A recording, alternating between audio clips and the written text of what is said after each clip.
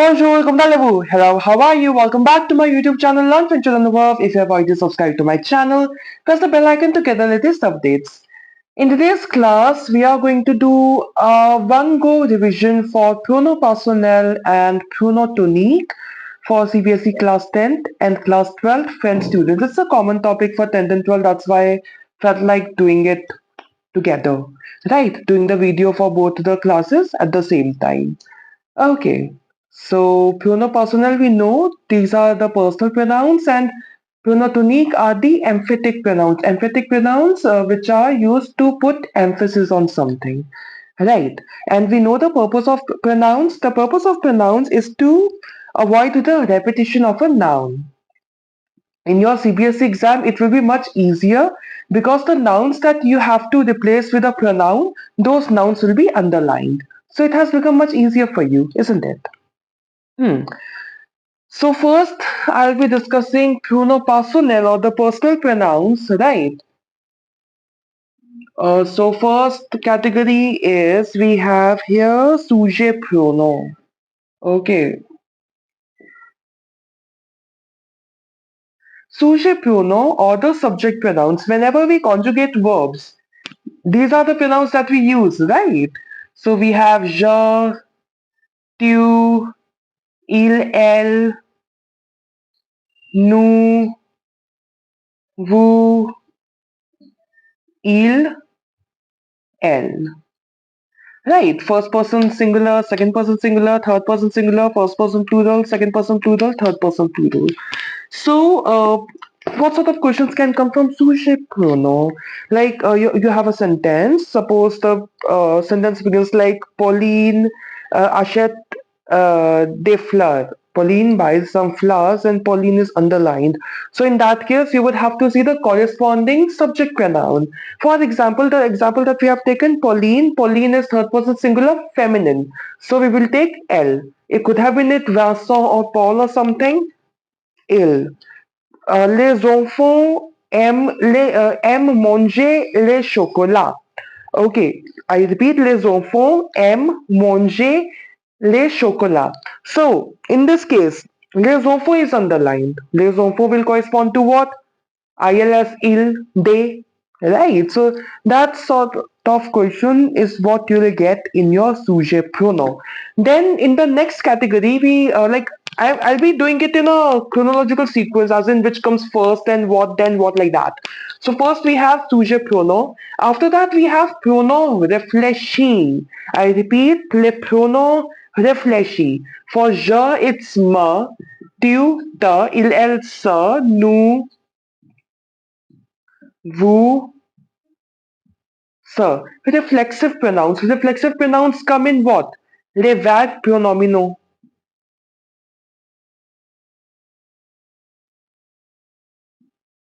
In the pronominal verbs, for example, se réveiller, se lever, and se brosser. There are many verbs like that, right? S'habiller, and many more. So in those verbs, the reflexive pronoun comes first, and then the rest of the pronouns. Okay, this much is clear. Fine. Next, we are gonna discuss about complément d'objet direct or COD. Moi and te, nous and vous. These four are usable in COD and COI, both of them. Okay. However, I prefer taking these as a reflexive pronoun because it's easier to learn this way. Right? If you are learning me and me, te, and nous, vous in all three, it will become a bit confusing. Right? So for that reason, it's better to learn it this way, that first the reflexive pronoun, then COD, COI. Okay. So for COD, complément d'objet direct, you have your object underlined. You need to see what sort of question you can form on that object. If you can form a question like qui or quoi, I repeat, qui or quoi, who or what. In that case, uh, you will use COD. Okay, so for singular COD, you have la, and les. This la and la can become L apostrophe S. La is for plural, okay? La is for plural, la is for singular. Now these two can become L apostrophe if the immediate next word begins with a vowel. This is very clear, right? Like the example that I took, les enfants, for the sujet pronoun, les enfants aiment manger les chocolat is underlined, les enfants is underlined. Les enfants replaced by the sujet pronoun il. Fine. Les chocolat. Now, what do the children like? We have formed the question with quoi, right? What do the children like? So, in this case, we'll use COD. And though the placement of pronoun I'll discuss later, but still I'm telling a bit now because the formation is such that the pronoun will come before the main verb and not before the first verb. Okay, so ils aiment les manger. Okay, les chocolat, the pronoun comes before the main verb in this formation. Okay, I'll define the formation as well. I mean the placement of the pronouns. Right. Now, okay, COD and COI done. La, la, le, and L apostrophe. Right. After COD comes COI in singular, we have Louis, in plural, we have leur. What are the questions that we will form? We will form a qui, aqua, the qui, the qua. Okay. To whom, to what, of what, from what, etc., etc., etc. So these are the questions you will form if you have to use COI based on the underlined word. Let's take an example. Okay. Hmm. Il donne les fleurs à son ami. Okay. Il donne les fleurs à son ami. Son ami underlined. Okay. To whom did he give flowers? To his friend. Right. So to his friend, we are able to answer Aki. Right. So if any of the ones suffices, you have to use COI. If the object in consideration, the noun in consideration is singular, use lui. If plural, then use leur. Okay. I'm erasing these brackets for the meantime because I don't want to confuse the students. Okay. Fine. COD, COI, done. Now, um, we have the pronoun. Now we have the adverbial pronouns, right? We have e and o. So first talking about e, the letter y, we pronounce it as e when we are using it as a pronoun. Okay, so pronoun y, complément de lieu. Okay, complément de lieu used for places. We know it already. Complément de lieu. Okay, preceded by a, of course, a or on or o or au, right? Like the prepositions that we have for place, the countries, right? Like that. And if the place is preceded by prepositions like sur, dans, right? Or to that indicates some location, like okay, devant, fine. So, for example, je mis mes clés sur la table. I repeat, je mis mes clés sur la table. I keep my keys on the table. So, sur la table is underlined, so it will be replaced with the pronoun y. J'y mets les clés. If les clés was also underlined, je les y mets. Okay. So in such questions like if we have a place and a preposition combination, the preposition will also be underlined because it indicates the location, right? Hmm. Now, pronoun Y has another usage. Inanimate object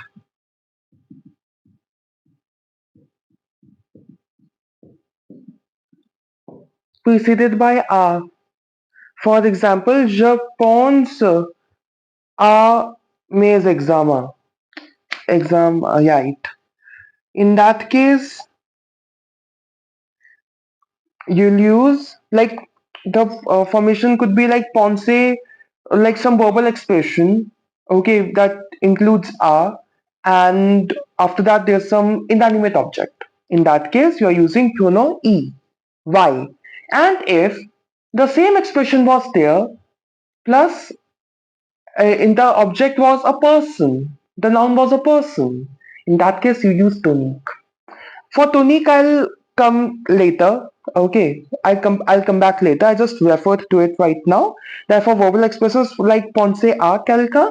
Then in those cases, we have to use pronotonic. Right? We can't use coi or y.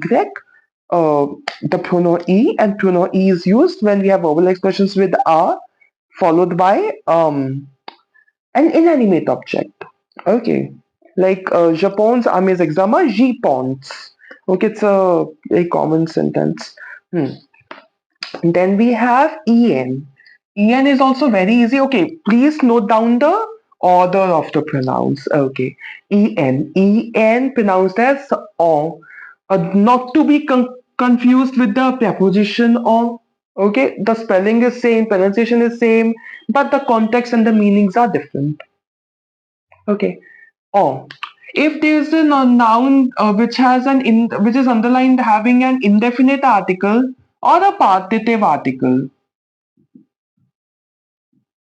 Oh, why did I do it particle? Oh God, partitive article. Les articles indéfinis ou les articles partitifs. In those cases, you will use en. Okay. Then, if there's an expression of quantity.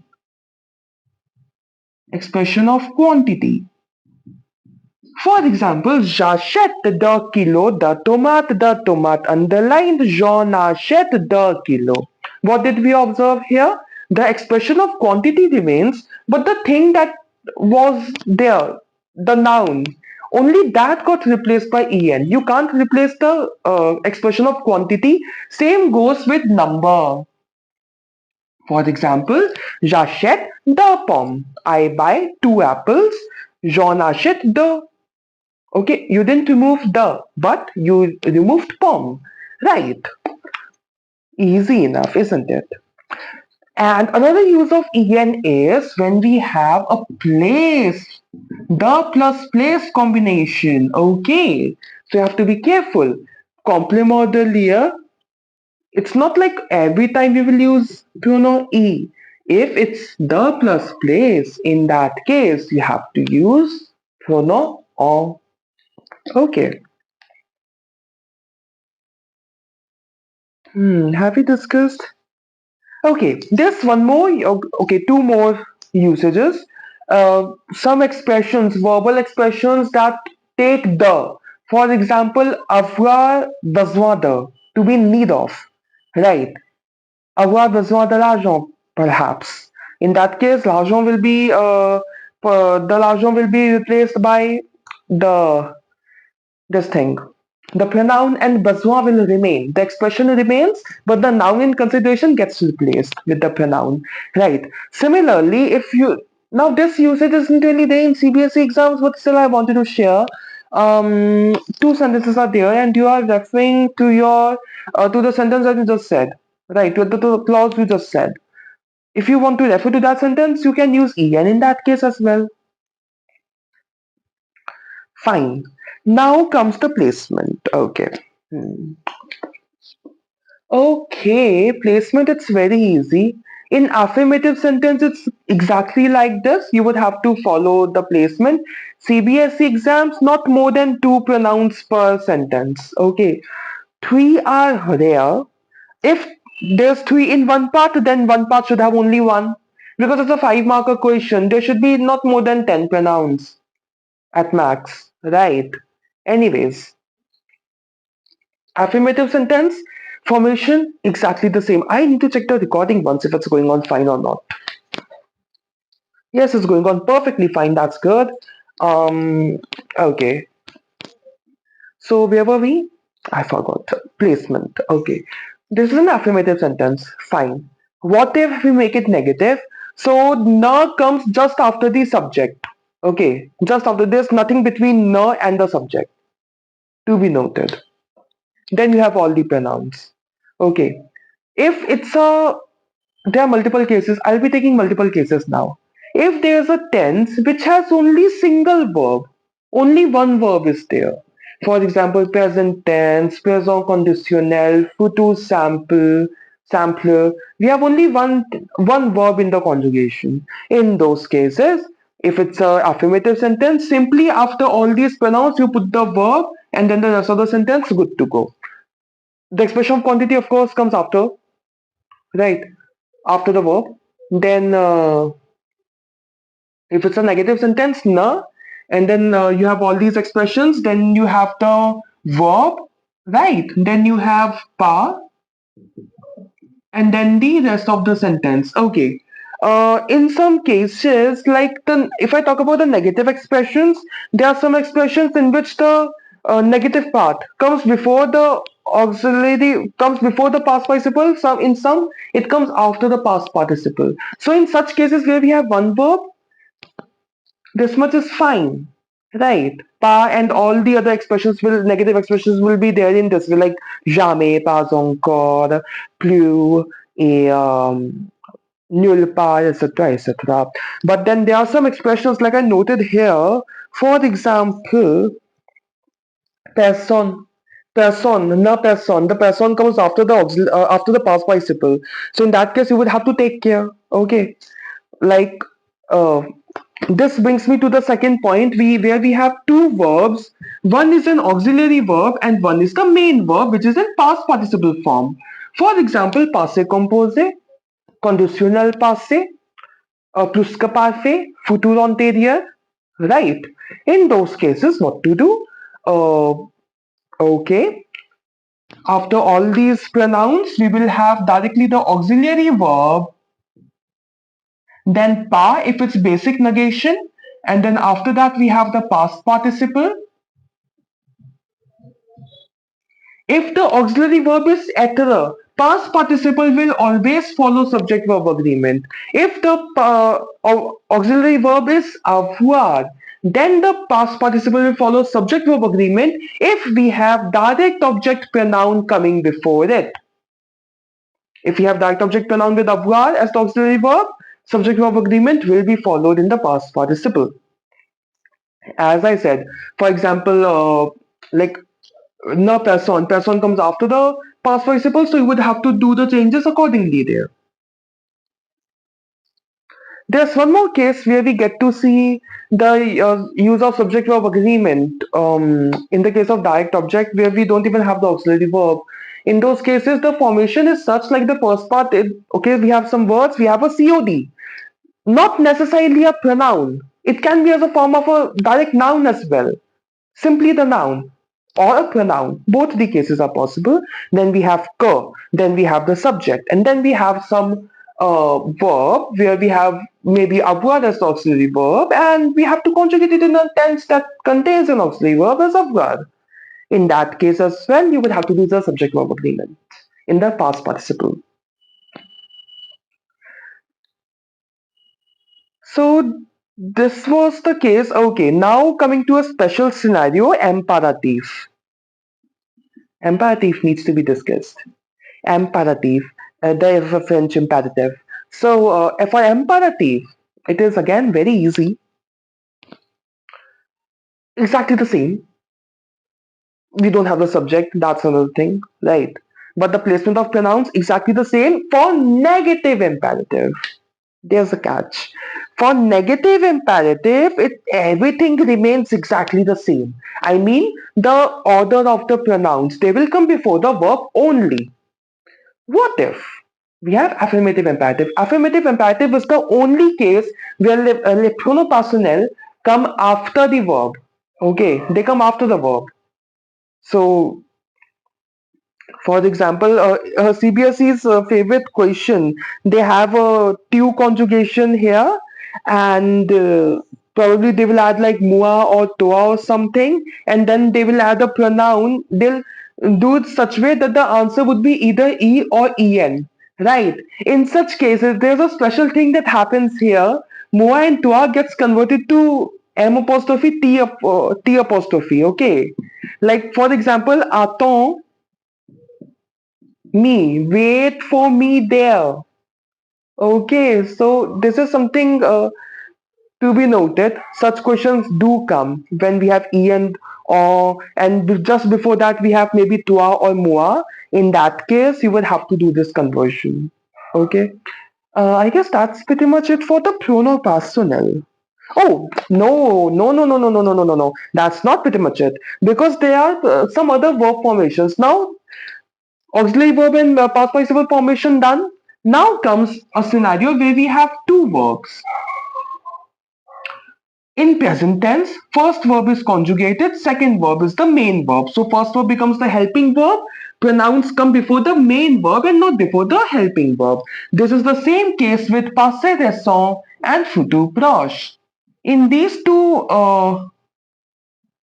in these two tenses also, the verb which is an infinitive is the main verb and all your pronouns will come before the main verb and not before the helping verb. In case of futur proche, it's aller. In case of passé récent, it's venir. Okay, so well, passé récent questions are rare in exams. Futur proche you can come sometimes. Passé récent question I haven't really seen in the examination as such.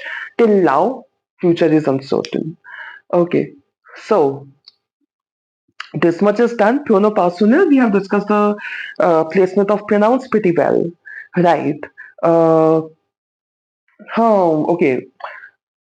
Another example, food with futu proche. Je vais acheter les chocolats. I'm going to buy this. No, that should be using they. Okay.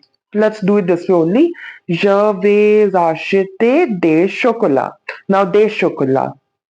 Replaced by en, partitive article replaced by en, and how we will do it? Je vais en acheter.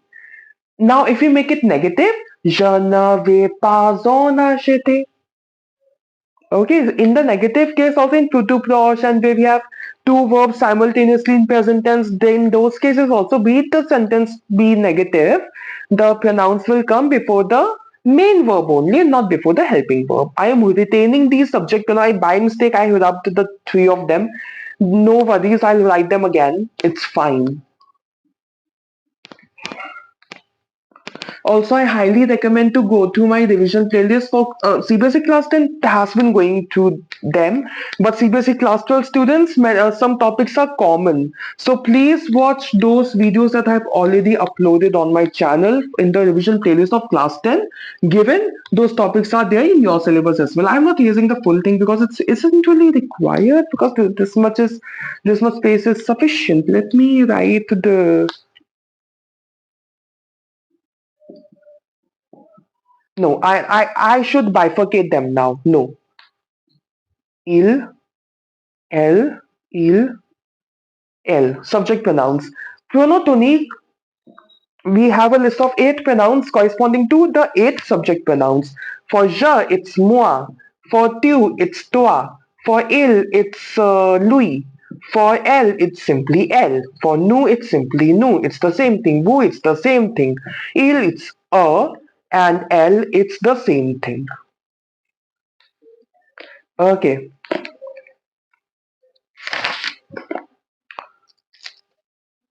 Fine. Tonique. Okay.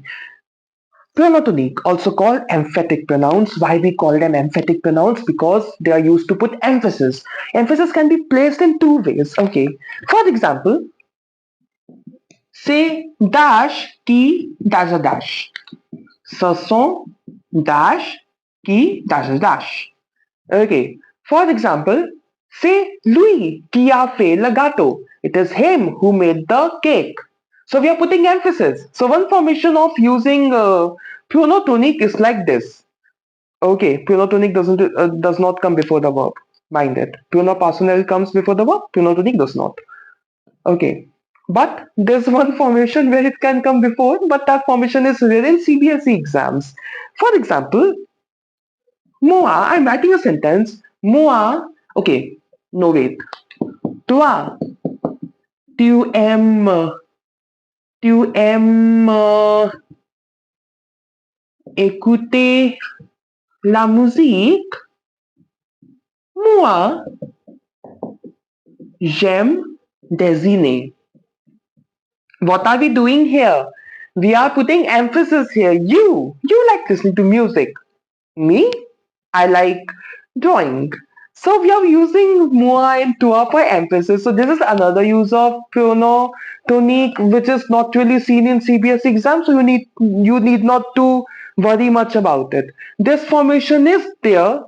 This can come. And second formation is where the noun is preceded by a preposition. Preposition, like we have sont, avec, right? Like that. Sont, avec, pour. There are multiple this thing, right? So there was this aspect that I learned somewhere, that when we have the preposition pour, if the subject after pour is the one who is a receiver of the object, of some object, who is the receiver, in that case you will use COI. To whom? Because it becomes to whom, right? In that case it becomes COI. And if we have pour and the noun after that is not the receiver, in that case, tonique. This is one aspect very important. It often tricks a lot of students. So this is one very important aspect.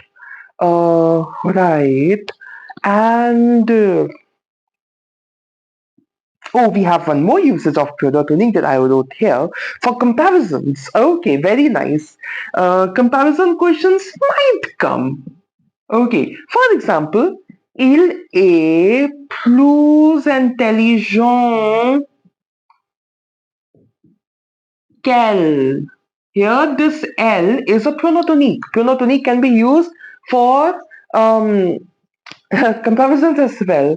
I know pronotonic is taught in a very limited manner for CBSE syllabus. Rather, pronotonic actually has a lot of usage, right? A lot of applications, and that's really nice. Um, okay. What else? We have discussed, right, and that aspect that I discussed a few minutes, 10 to 15 minutes back, uh, verbal expression. We have followed by a blank, a noun. If that noun is inanimate, use E. If that noun is animate like a person, use tonique. For example, je pense à mes parents, je pense à eux. That's the formation that we do, right?